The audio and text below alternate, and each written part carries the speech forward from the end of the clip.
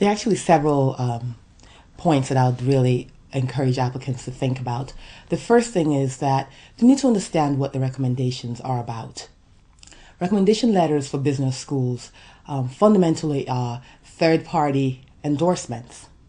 Admissions boards look to the recommendations to really understand how people who know you very well think about you, and they're looking for detailed examples to substantiate the impression they already have of who you are, having read your application and your essays up to that point. And so the recommendations are critical. So choose wisely. So what does that really mean? A lot of times I think applicants underestimate how important the recommendations are, and either they leave that to the last minute or they select recommenders a little randomly. They sort of say, oh, I assume this person is going to write a great recommendation, or this person is an alum of this school, so they should be able to, get me in, so to speak. But what's important is to step back and figure out, is the recommender you're looking to choose a brand champion? By that, I mean, is this person somebody who knows you very well, knows the quality of your work, and can speak to it in great detail?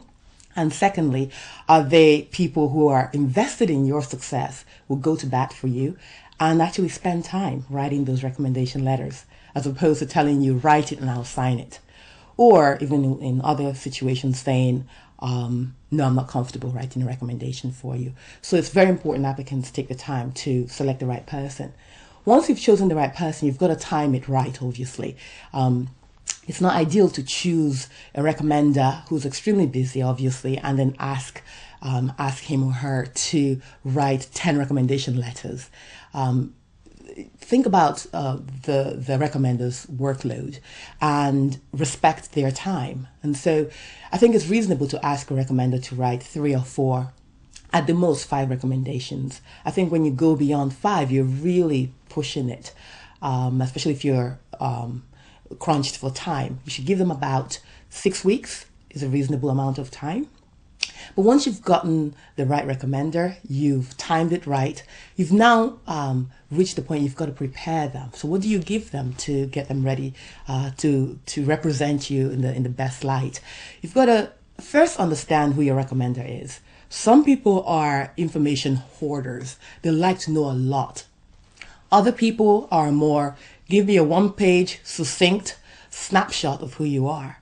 So an applicant really needs to be aware of where their recommender falls on the continuum, and then approach them appropriately. But in any case, regardless of where they fall, you've got to identify your brand themes, the elements of your story that you really want the recommenders to reinforce about who you are as a person. And then you also want to refresh their memory about the work you've done together, because sometimes you've worked with the recommenders a few years ago. They don't remember the details of the job you did with them.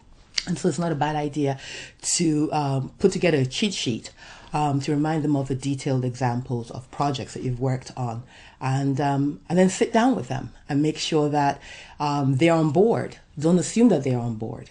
And then finally, the thing I think applicants should think about when it comes to their recommenders is that you've got to manage them. So you've selected them, you've prepared them, they're on board. Don't just assume it's all done and you give them the date, you give them the password to go online to submit the recommendation. There are cases where recommenders forget or things come up. I recall the story of a young woman who had everything set. She was very on top of her recommenders in terms of managing the rec. And 4 weeks before the deadline, she kept calling her recommender just to see how it was going, and she didn't hear back. And it was very unusual for the recommender not to respond. And eventually, after about a week or so, she found out that the recommender was hit by a car and was in a body cast in a hospital. And so she got to speak to the recommender's mom. So obviously the recommender was in no shape to write a recommendation letter for her. But has she not taken the time to manage the recommender and to stay in touch, she would have assumed everything was fine, and may have found out, several weeks after the deadline that she didn't make the deadline. So she would have to then apply for a later round. And so it's extremely important that applicants, it's a bit of an extreme example, but for every story like that, there are probably 3 or 4 other stories of recommenders who sort of go AWOL. So you've got to manage your recommenders and stay in touch with them till they hit submit, and make sure that they actually do submit your application.